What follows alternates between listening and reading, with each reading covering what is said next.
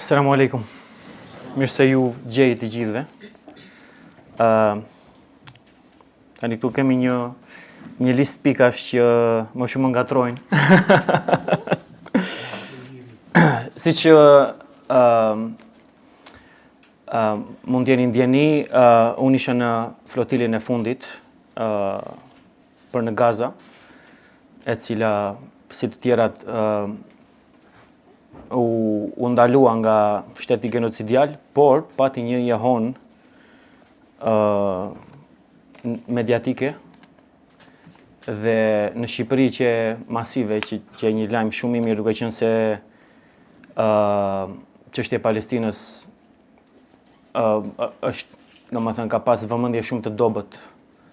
në përgjithësi në Shqipëri nga popullata,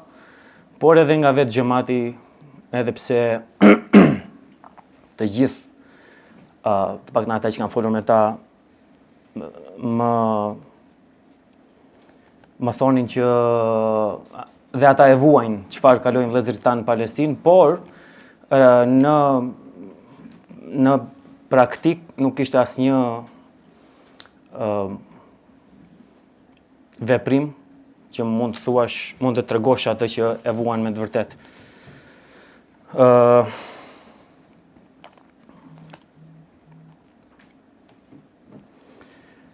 Unë jam nga Vlora, nga Labëria, si zonë e keni dëgjuar, edhe zona mbahet për njerëz trima, megjithatë vitet e fundit kanë treguar që kemi parsor interesin, dhe trimëri nuk është se kemi gjithmonë për parime, por për e vënë në funksion të interesit. Fatkeqësisht ky është realiteti i Vlorës përgjithësi. Prandaj Vlora për shembull është bastion i Partisë Socialiste. Në zgjedhjet e fundit, me sa jam ndjeni, Partia Demokratike mori vetëm 1 deputet dhe pjesa tjetër ishin të Partisë Socialiste, që është aktualisht në pushtet. Nuk e di sa jeni ndjeni, po partia në pushtet ka gjatë genocidit gjithmonë sa më shumë vriteshin fëmijë civil në Palestinë, sa më shumë thellohej genocidi, aq më shumë thellonte bashkëpunimin me Izraelin. Ne kemi pothuajse 2-3 muaj marrëveshje të reja ekonomike, kulturore me Izraelin. Ushtarake, gjithashtu, po. Gjithashtu mbështetja diplomatike me vota në Kombet e Bashkuarve ka qenë e plot për Izraelin gjithmonë. Kjo ka qenë, le të themi, një arsye që arsyeja kryesore që më ka shtyr të bëhem aktiv në jetën publike në Shqipëri. Unë kam marrë pjesë në aktivizma të ndryshme më herët, por vitet e fundit isha fokusuar te karriera dhe, le të themi, jeta publike politike në Shqipëri nuk është se kishte shumë vëmendje. Me fillimin e genocidit, sigurisht që unë e ndiqja çdo ditë, dhe duke parë ecurinë e politikës shqiptare, e qeverisë, që sa më shumë kanë ndekuar, aq më shumë thellohej, më ka bërë që çdo ditë më shumë të ngrija zërin. Kemi organizuar një sër protestash për Palestinë në Shqipëri dhe në Vlorë, në Tiranë dhe në Vlorë. Në Tiranë ka qenë grupime të ndryshme bashk. Në Vlorë kemi bërë 2-3 organizime dhe kulturore, por dhe format proteste. Dhe pastaj kjo u kulminua, le të themi, me pjesëmarrjen time në flotila. Çfarë kam pas sfidë shumë të madhe gjatë aktivizmit tim, sidomos pro-Palestinës, ka qenë mungesa e mbështetjes nga hoxhallarët dhe si rrjedhim dhe nga xhamati. Pra, siç jeni ndjeni ju, një pjesë e hoxhallarëve tanë e shohin haram, nëse mund ta përdor, ose të pa veprim jo të duhur, pjesëmarrjen, organizimin dhe pjesëmarrjen në protesta. Kjo ka qenë sfidë shumë e vështirë, sepse në vendet si tonat kjo është një nga metodat se si popullata komunikon me pushtetin. Si ne e vëmë në dukje pakënaqësinë tonë me pushtetin për çfarëdo lloj çështje. Megjithatë, klasa, le të themi, e teologëve në tërësi, të paktën në Shqipëri, ka ndjekur vijën që protestat nuk janë metoda e duhur e ndryshimit dhe ka bërë që protestat edhe pro-Palestinës të ishin minimale, me pjesëmarrje minimale. Që është për ta dhënë keq, unë kam folur vazhdimisht me ta, edhe veçanërisht edhe publikisht me disa shkrime që kam bërë. Është për ta ardhur keq. Megjithatë, nëse e kalojmë këtë pikë dhe harrim tek protestat që po bëhen aktualisht në Shqipëri, ju e ndjeni që ne po shkojmë gati 20 ditë që po bëjmë protesta masive në Shqipëri kundër qeverisë, të nisura si protesta të ambientalistëve për prishjen e zonave të mbrojtura, dhënien për ndërtim, e pastaj dal nga dal në protesta antikorrupsion deri në tani që thirrja kryesore apo qëllimi kryesor i protestës është kërkesa për dorëheqje e qeverisë. Në protestat aktuale pjesëmarrja e muslimanëve është masive, sidomos e të rinjve, që jashtëzakonisht gjë për të përshëndetur, megjithatë kjo vjen me koston që kjo tregon që të rinjt nuk i kanë më referencë hoxhallarët në çështjet publike, veçanërisht, dhe kjo ka atë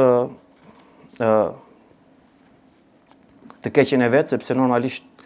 hoxhallarët kanë vlerën e tyre sidomos për të mësuar bazat e fesë, për të mësuar rregullat e adhurimeve të tjera. Dhe për shembull nga hoxhallarët e Vlorës kemi vazhdimisht ankesa që njerëzit nuk marrin më pjesë në mësime. Që unë e shoh si një nga arsyet kryesore më të forta që duke qenë se hoxhallarët e kanë çuar veten në irrelevancë në lidhje me çështjet e përditshme të muslimanëve, ka ndodhur ajo që unë kam quajtur inflacioni i influencës. Pra figura e hoxhës ka rënë dhe vazhdon të bjerë në sytë e xhamatit. Do ishte mirë që hoxhallarët këtë derë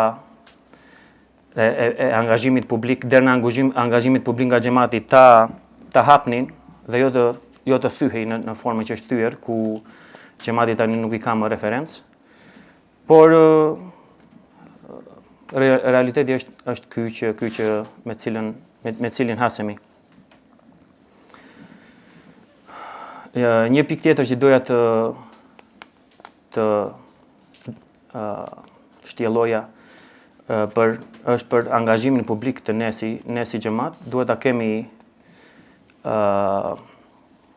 pjesë të,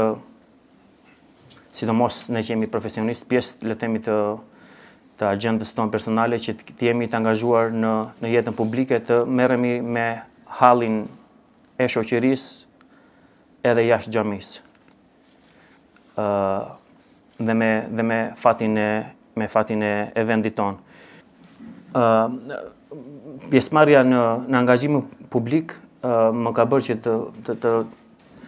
të krijoj marrëdhënie me shumë lloj grupimesh, përfshi feminist, përfshi socialist, të majt. Dhe ne si musliman sigurisht për çdo gjë kemi si filtr islamit. Çdo gjë e kalojmë prej aty, por për interesat përbashkëta mund të bashkëpunojmë, dhe për mua kanë qenë krejt komode edhe pse kam pas kritika, me njerëz me të cilat na bashkon kauza. Dhe kauza është drejtësia. Drejtësia për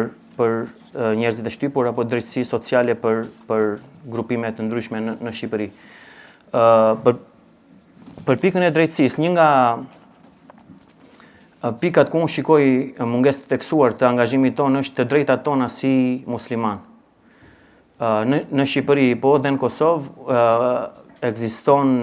represion shtetëror, i fshet, sigurisht, ndaj muslimanëve. Ku ne kemi zyrë antiterrori në Shqipëri, ku ata thrasin njerëz, intimidojnë njerëz, kërkojnë t'u japin informacione. Kur them njerëz, bëhet fjalë për musliman, sepse këto janë zyra që ekzistojnë për ne, edhe pse pretendohet ndryshe. Dhe shikoj mangësi shumë theksuar tek, domethënë ne kemi mangësi theksuar avokatësh që janë specializuar në drejtat e njeriut. Ne kemi avokat musliman, por avokat që ti shkosh ti thua që më kërkon dikush këtë gjë nga zyra antiterrorit, nuk din të japin zgjidhje. Kemi një rast flagrant muajt e fundit ku një hoxh, unë nuk e di emrin, por e di që është nga Shkodra, ka bërë thirrje në publik për bojkotimin e produkteve të Izraelit, dhe Izraelit e ka quajtur Izrael, që është ata që besoj se të gjithë njihni anglisht, dhe antiterrori e ka hedhur, si i thonë, e ka hedhur në gjyq, ka bërë akuzë për të, dhe avokatët muslimanë të cilët ai kishte kontraktuar i kishin këshilluar që ky të pranonte fajin, për shkurtim, gjykimi i shkurtuar quhet, ku ti pranon fajin, duke krijuar një precedent shumë të rrezikshëm për çdo që tani thërret për bojkotimin e produkteve të Izraelit, apo e shan Izraelin si entitet politik në vetvete. Dhe këtu del mungesa e përgatitjes. Pra, kemi nevojë për shfrytëzimin e ligjit në maksimum, sepse ligji në përgjithësisht i kopsitur për të ruajtur të drejtat tona, por ne nuk e njohim mjaftueshëm, nuk i dim të drejtat tona mjaftueshëm kundrejt shtetit. Dhe tani këto zyrat speciale i përdorin ignorancën tonë kundër nesh, duke na detyruar që të bëjmë gjëra që s'duam të bëjmë, siç është spionimi, krijimi i spionëve brenda xhamisë me detyrim, që të pak në Shqipëri është realitet, por kam përshtypjen edhe këtu. Dhe të pasurit frikë, për shembull në Shqipëri frika nga shteti është jashtëzakonisht e theksuar. Por ky është leximi im i realitetit, te xhamati musliman, muslimanët kanë frikë nga shteti. Është një arsye dytësore pse muslimanët për shembull nuk janë të zëshëm. Sepse domethënë është një frikë e përbrendësuar që është e pa justifikuar dhe realisht nuk na shkon për shtat fare. Nuk na shkon fare për shtat. Tek ne nga ato mësimet e parafetare që marrim është që para se të mësojmë dijen, duhet të mësojmë moralin, sjelljen. Dhe mendoj se është kritike që kur mësojmë sjelljen, të mësojmë dhe virtytin e kurajos, virtytin e guximit, të cilat janë nga virtytet më të mira që njeriu mund të ketë,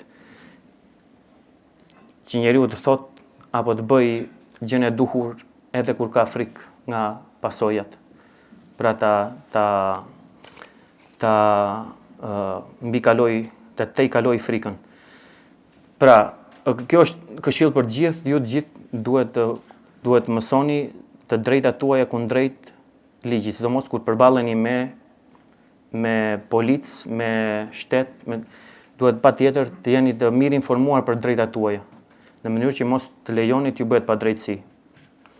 duke qenë të mirë informuar edhe frikën më nuk do e keni, do e shikoni policin si shërbëtorin tuaj dhe jo si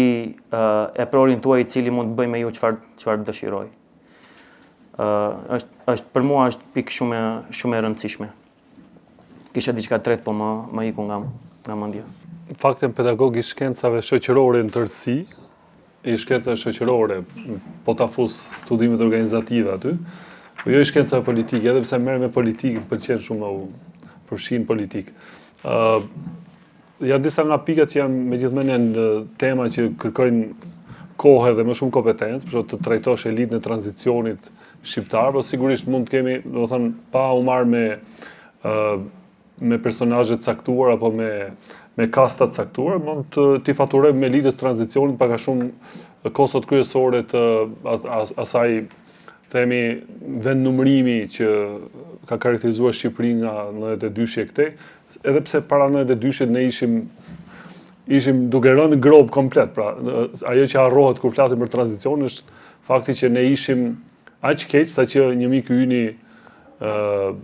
thotë që nuk do të bëhet dot aq keq edhe sikur të përpiqemi të gjithë për ta bërë aq keq. Pra, tranzicioni nuk i ka përmbushur pritshmëritë, po jo se është më i keq se komunizmi, këtë nuk mund ta lëm pa efektuar. Tani ka një moment social politik në Shqipëri që si më thënë duket që njerëzit kanë një lloj gatishmërie edhe i qartësi më të madhe për t'i dhënë fund tranzicionit. Domethënë për t'i dhënë fund sundimit elitës politike tranzicionit, po edhe elitës kulturore, sepse është e qartë për ato që marrin pjesë protesta dhe edhe për mënyrat se si transmetohet në social media që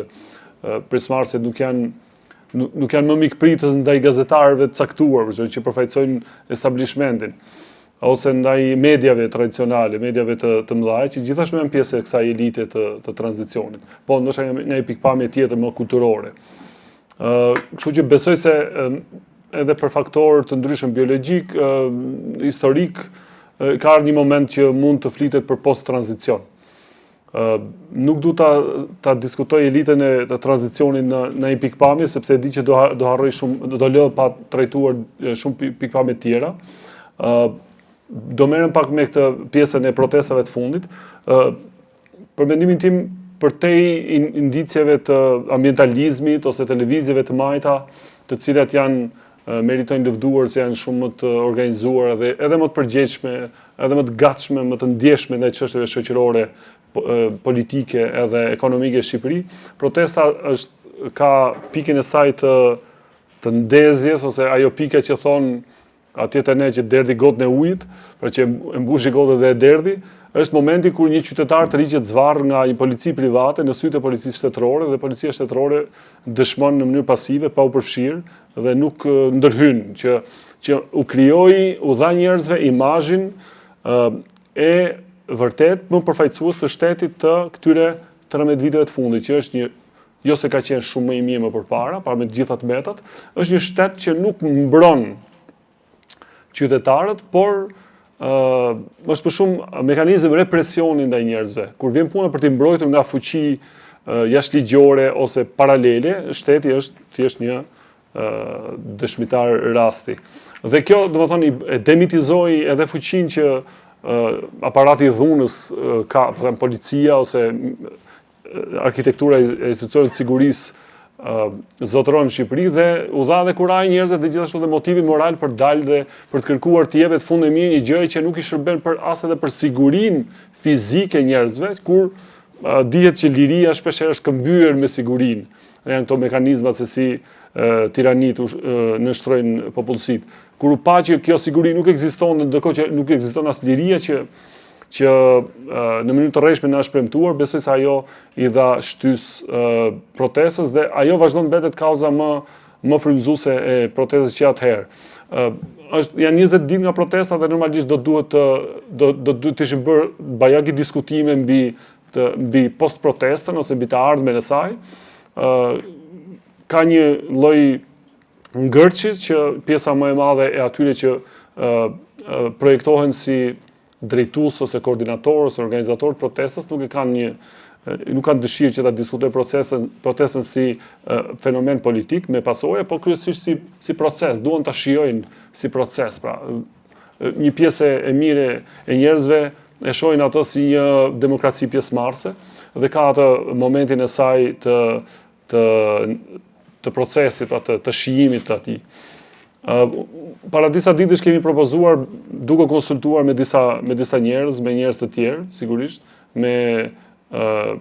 intelektual, me shoqi civile, një këshill kombëtar post-tranzicion, me që e shoh që Gazi ka përfshi këto të temat, e cila nuk është gjeti ndonjë mbështetje, por propozimi që e hodha dhe në faqen time personale, sepse s'kishim në media, në mënyrë se si duhet publikohej dhe se kush duhet ta publikonte, ishte më shumë një lloj provokimi, jo provokim me qëllime të këqija, por provokim i nervit imagjinativ dhe i aftësisë për të menduar nga kolegjali aty në protest, po nuk duket se ka gjetur jehonën e duhur që të motivojë njerëz dhe të nxjisë njerëz ta vazhdojnë këtë lloj diskutimi dhe e konsideroj një lloj përpjekje pa frytshme, sepse s'ka sjell një output ose nuk ka gjetur mbështetje mes njerëzve. Protesta ka mjaftueshëm rryma grupe të ndryshme që kanë qëllime dhe objektiva kundërthënëse me njëra tjetrën dhe që ka shumë mundësi që një pjesë e madhe e energjisë e zaurohet duke asgjësuar ato interesat e njëri tjetrit. Kjo është komplet normale, një proces shoqëror që nuk e ka drejtimin të qartë. Domethënë, një ndër debatet kryesore aty është se a duhet të ketë drejtim biles, jo drejtim kuptimin e një trupe drejtuese, por a do të ketë një drejtim, një katë caktuar protesta dhe siç duket nuk e ka. Dhe për të kthyer ndonjëherë metaforës para asaj të pengmarrjes atij qytetarit në Nart, në Zvërnec, duket se ajo është bërë në një kontekst shumë më të sofistikuar dhe më të organizuar, që është ideja që Shqipëria është një vend bosh, një lloj shkretëtire saharaje, në cilën as shqiptarët, as natyra, dhe as burimet natyrore, dhe as çfarë kemi zhvilluar dhe kemi ndërtuar deri sot nuk kanë ndonjë vlerë, por ka vlerë vetëm ai kapitali i jashtëm. Zakonisht është pikërisht kjo ndjenja e inferioritetit që kemi ndaj kapitalit global, ndaj institucioneve të demokracisë liberale, të cilat u turpëruan plotësisht me genocidin në Gaza dhe që besoj kanë humbur edhe jo vetëm legitimitetin, por edhe moralitetin për të pretenduar domethënë fuqi projektuese të vlerave. E njëjtë gjë edhe kapitali global, domethënë ndonse mund të tingëlloj si marksiste dhe nuk s'më bëhet vonë fare edhe nëse tingëllon i tillë, dëshmon një lloj neglizhimi, injorimi dhe përçmimi për kontekstin që e pret atë lloj kapitali dhe një lloj jep vetes një lloj roli mesianik që vjen kapitali dhe shpëtoi njerëzit, përndryshe vendet mbeten pa zhvilluar. Në fakt, nuk jemi ne Shqipëria s'është Sahara, shqyr zotin, ne kemi sidomos ato zona që tani po zaptohen me projekte të tilla, janë zona që kanë potencial jashtëzakonisht madh zhvillimi dhe njerëzit nuk vinë aty dhe vet investitorë nuk vinë aty sepse s'ka potencial, po sepse pikërisht janë të tilla, janë kaq të vlefshme, me panoramat edhe me gjithë tiparet e tjera natyrore, edhe shoqërore, edhe kulturore. Kështu që në këtë lloj debati mund të themi që lufta është midis botkuptimit të shqiptarëve që besojnë se ne kemi një vlerë shumë madhe aty për të ofruar qoftë edhe për turizëm, dhe botkuptimit të klasës politike sunduese që fatkeqësisht ka konsensus across the board, domethënë opozita dhe qeveria, që ne kemi nevojë për ato investime sepse pa to Shqipëria nuk zhvillohet, ndërkohë që ka debate për mënyrën se si mund të ndërtojnë modelet e zhvillimit edhe për ato zona. Kështu që pra është debati është midis kapjes së vlerës, pra ideja që diku ka vlerë, hajde shkojmë ta blejmë, ta marrim, sepse ne kemi mjaftueshëm para për të bindur edhe për të hutuar shumë njerëz që u duket shifre e madhe, një 4 miliard dollar për shembull, dhe krijimi të vlerës që është forma klasike dhe më e shëndetshme e zhvillimit të një rajoni ose të një konteksti të caktuar. Më thënë, ashtu siç nisi me ato fraksionet e veta ky lloj diskutimi, me një udhëtim të madh gjeografik edhe kohor, besoj pak a shumë arrita të prek të gjitha nga pak dhe po e kaloj fjalën te Gerdi, besoj siç e keni, nëse s'ka dhe diskutim. Është një nobelist hebre, i cili ka një libër Rreziqet, nga një ese Rreziqet nga indiferenca. Në fakt edhe ai ka rënë prej kësaj e këtij rreziku, kësaj smundje duke qenë indiferent ndaj shkeljes së të drejtave, ndaj pushtimit e merat të popullit palestinez në Palestinë, për cilën ai s'ka folur. Megjithatë, po i referohemi për metaforën që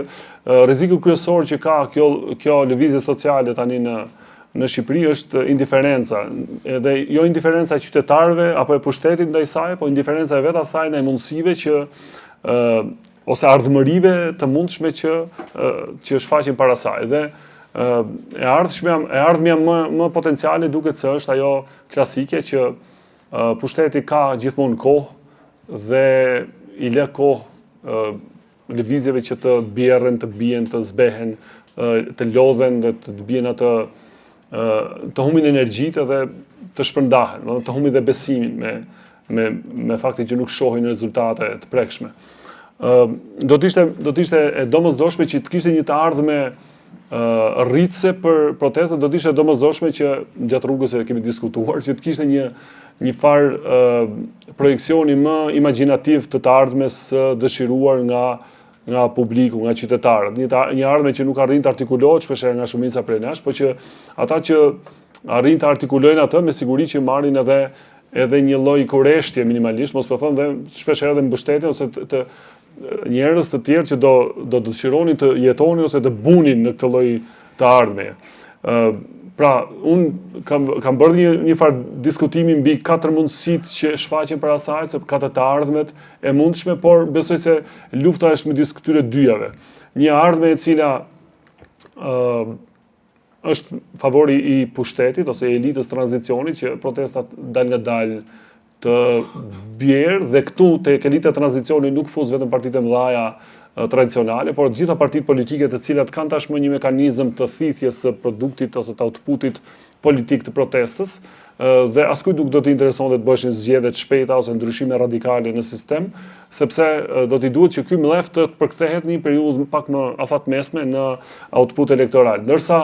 dhe ky është interesi i tyre, dhe ndërsa interesi i protestës do të ishte që të kishte një output të shpejtë ose një kalim në next level, në nivel tjetër të reagimit, themi, pra një lloj paralelizimi i jetës politike institucionale dhe i përfytyrimeve për të ardhmen, që deri tani se ka arrit fatkeqësisht, edhe ka rrezik që domethënë të mos ketë shumë energji për ta bërë këtë në ditët e ardhshme. Dhe besoj se ato diskutimet e tjera janë diskutime pak më ose teknike ose shumë politike. Ajo që është vënë re në këtë protest është një prezencë shumë e gjerë e muslimanëve, ku mund të dallohen sidomos femrat me shami. Dhe kjo lloj prezence nuk është një fenomen i ri në sferën publike shqiptare. Prezenca muslimanëve gjithnjë më shumë bie në sy, sidomos me falet e bajrameve. Dhe kjo ka çuar edhe që njerëz jo dashamirës ndaj islamit, siç është për shembull Arjan Çani, të bëjnë thjerrje që bajrami nuk duhet falet në shesh apo në bulevarde, ai duhet falet nëpër rrugica mbrapa pallateve ku muslimanët të fshehin identitetin e tyre siç ndodh në Europë. Apo një reagimi Luan Ramës, ish ministrit brendshëm të mëparshëm, i cili e konsideroi kryen e haxhit nga presidenti Bayram Bega si cënim të laicitetit. Apo reagime si të Muçnanos, i cili kërkoi që protestuesit të largojnë nga rreth e tyre islamikët përkrahës të Hamasit dhe të vazhdojnë me kërkesat e tyre. Pra, persona publik jo dashamirës me muslimanët janë shumë të vetëdijshëm për potenciale që mbart kjo bashkësi, e cila formon gjithashtu edhe grupin më të madh shoqëror si në Shqipëria apo edhe në Kosovë, por edhe të vetëdijshëm për nëse ky lloj potenciali pastaj kthehet krijon një lloj peshe e cila të kërkojë jo thjesht një prezencë publike, por edhe një zë publik për çështjet e shoqërisë. Një fenomen tjetër që vetre në këto kohë proteste është edhe që edhe figura publike jo muslimane kanë filluar të artikulojnë mendimet e tyre nisur nga koncepte islame. Për shembull, Altin Goxhaj duke u shprehur që pse kjo protest për krahët nga Gjenerata Z ka bërë një analogji me izraelitët në shkretë të tjerë, të cilët arritën të marrin Palestinën pasi kaluan 40 vite shkretir, dhe ai brezi i cili e mori Palestinën ishte brezi i cili ishte rritur, lindur dhe edukuar në liri, dhe ai me këtë bëjnë analogji që edhe brezi i Gjenerata Z e tanishme e sferë e Shqipërisë është e tillë e rritur dhe e lindur dhe rritur në liri dhe që kërkon këtë lloj aspiratash. Apo për shembull një gazetar tjetër, Lavdrim Lita, i cili i ka krahasuar paratë të drogës ose ato trafikantët të cilët sjellin paratë të drogës. Kjo është ajo që flitet shpesh në mediat publike shqiptare, në ndërtimin e kullave, ka krahasuar ato me barinjt e kohëve të fundit që ka përmend profeti sallallahu alaihi wasallam, të cilët garojnë njëri tjetrin se kush ndërton kulla më të larta, dhe i thotë që këto trafikantë, të cilët garojnë pikërisht se kush ndërton kullën më të lartë, ngjasojnë me barinjt që ka përmend profeti sallallahu alaihi wasallam në shenjat e kohëve të fundit. Kështu që këto muslimanë pra që kanë këtë lloj prezence në sferën publike, një pyetje që mund bëhet dhe që është për diskutim është që a ka nevojë që ata të përfaqësohen me zërin edhe me identitetin e tyre edhe në sferën publike. Dhe duke qenë që kjo protest ka lindur nga nevoja e thekshme e shoqërisë shqiptare për drejtësi, pyetja që shtrohet është që a mund të ofronin muslimanët shqiptar, edhe pse ata janë praktikantët, pra të vetëdijshëm për islamin, janë një minorancë, mund të ofronin për shoqërinë shqiptare një projekt identitar që të kishte në qendër drejtësinë dhe që nga ana tjetër të kishte elemente dhe koncepte islame. Dhe këtu pasaj neve mund të referohemi argumenteve nga Kurani, nga Sira, apo edhe nga hadithe e profetit alayhis salam. Nga Kurani ne mund të përmendim ajete ku flitet për drejtësinë, pra për drejtësinë si koncept dhe si parim, ajete mekase ku muslimanët ishin të dobët persekutuar dhe nuk ishin pushtet politik, dhe megjithatë Kurani Mekas artikulon qartazi koncepte për drejtësinë. Për shembull në surën Hadid mund të lexojmë që ne i dërguam të dërguarit tanë me shenja të qarta, librin dhe peshoren, që njerëzit të mund të vendosin drejtësinë. Në surën Rahman lexojmë ai e ka ngritur qiellin dhe ka vendosur peshoren, që ju të mos e kaloni masën peshore, bëni peshimin me drejtësi dhe mos lini mangët në peshore. Dhe fakti që peshorja përmbendet si një diçka e veçantë nga libri, ndërkohë që libri e përmban edhe peshoren, tregon për rëndësinë që drejtësia ka në botkuptim kuranor për shoqëritë njerëzore, pavarësisht nëse ato drejtohen apo jo prej muslimanëve. Dhe faktin që kjo lloj peshorje është një peshore universale, me disa vlera që njerëzit mund të njohin nga fitra dhe nga natyrshmëria e tyre, dhe të cilat muslimanët mund të thresin njerëzit edhe kur ato mund të jenë minorancë dobët edhe e pafuqishme. Gjithashtu në ajetet mekase neve gjejmë urdhrim të shoqërisë për drejtësi. Pra jo thjesht ndërtimin ideali që mund të ndërtojnë një shoqëri ku muslimanët ishin shumicë dhe të arrinin që ta drejtonin, por një urdhërim të shoqërisë aktuale që të përmbajë rregullave të drejtësisë, pikërisht nisur nga ato parime të vlerave universale të drejtësisë që njihen edhe nga ato që nuk janë muslimanët. Kështu në surën Araf lexojmë që thuaj, i thotë Allahu profetit, Zoti im ka urdhëruar për drejtësi. Në surën An'am lexojmë jepeni masën dhe peshën të plotë sipas drejtësisë. Jepeni masën të plotë kur të masin dhe peshonin peshore të saktë, lexojmë surën Isra. Po ashtu në Kur'an lexojmë edhe historinë e profetit Shuaib, i cili kur i drejtohet popullit vet, i thotë: "O populli im, robërni Allahut, ju nuk keni hyjni tjetër përveç tij. Ju ka ardhur një argument i qartë nga Zoti juaj, prandaj jepeni masën dhe peshën të plotë." Pra ai duke u mbështetur te mesazhi i tij profetik, i jep vetes tij autoritetin që shoqërinë ta urdhërojë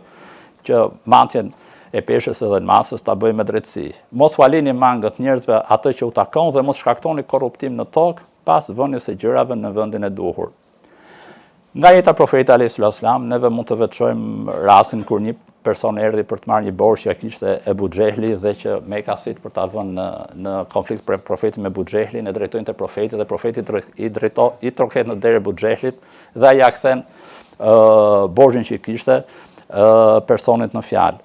Nga hadithet, ngjarje shumë e njohur që është ai pakti i Fudulit që profeti alayhis salam e përmend edhe më mbrapa dhe thot në rinin e tij, pra kam dëshmuar thot në shtëpinë Abdullah bin Xhudanit një pakt që sikur të ftohesha në një të tillë në Islam do të përgjigjesha. Pjesëmarrësit aty formuan një aleancë që gjërat e marra padrejtësisht i ktheheshin atyre që u takonin. Pra konfirmon ato parime universale të drejtësisë që njiheshin edhe në shoqërinë e xahilietit para se të vinte Islami. Dhe që asnjë pa drejt mos kishte pushtet mbi njëri të cilit i kishte bërë padrejtësi. Dhe në një transmetim të ngjashëm kam qenë i pranishëm në paktin e bijve të Hashimit, Zuhros dhe Temit dhe nuk do më gëzonte asnjë kofe devesh të kuqesh të shkeljet nga ana ime. Sikur të ftohesha sot në një pakt të tillë do të përgjigjesha që të urdhëronim të mirën, të frenonim të keqen dhe t'ja merrnim të padrejtit atë që i takon atij që është bërë padrejtësi. Dhe këtu Tariq Ramadani në librin që ka në In the Footsteps of the Prophet thot që neve mund nxjerrim 3 mësime kryesore nga këto hadithe, thot, pra i pari që profeti pranoi një pakt dhe njohi vlerën e një pakti të themeluar përpara shpalljes dhe kjo nuk kupton që parimet e atij pakti për caktimin e tyre u formuluan nga ndërgjegja njerëzore edhe pa pasur një burim nga shpallja. Dhe e dyta pasaj që profeti e pranoi këtë pakt dhe përkrahjen e tij edhe pas Islamit dhe se mesazhi i Islamit nuk është një sistem vlerash të mbyllur, por dhe detyrimisht apo domosdoshmërisht në antagonizëm, në konflikt me sistemet e tjera. Kështu që duke u nis nga këto perspektiva apo nga këto përsiatje, mund të themi që muslimanët kishin 3 modele për të përfaqësuar apo për të shfaqur në këtë protestë. Modeli i parë ishte ai përsëritjes së njëjtave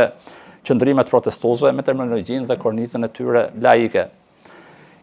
Modeli i dytë do të kishte qenë ai mbështetja e kërkesës për drejtësi nisur nga kuptimi që ka Islami për drejtësinë, i mbështetur edhe në këto ajete dhe hadithe apo ngjarje nga jeta e profetit që u përmendën. Dhe kjo kërkesë të bazohej pikërisht në këtë kuptim të Islamit për drejtësinë dhe pas sjell ndonjë risi apo ndonjë prurje islame në artikulimin e këtij mesazhi, po thjesht mbështetja e atyre kërkesave të shoqërisë për drejtësi, duke u nisur edhe nga referenca islame. Dhe modeli 3 do të ishte ai artikulimi dhe ofrimi i shoqërisë son, një shoqëri në krizë, ose mund të themi i një civilizimi në krizë, një vizion islam për drejtësinë dhe shoqërinë e drejtë. Modeli me cilin janë shfaq muslimanët në këto protesta është ekskluzivisht pothuajse i pari, ndërkohë që neve si bashkësi duhet kishim të paktën gati në teori modelin e dytë dhe modelin e tretë për t'ia ofruar shoqërisë në momentin e duhur, në momente kur këto kriza arrin atë pikën e tyre të vlimit. Dhe modelet të cilat neve duhet i kemi gati edhe duke marrë parasysh kontekstin aktual botëror, i cili gradualisht po lëviz drejt multipolaritetit. Zoti shpërblet për përmendjen.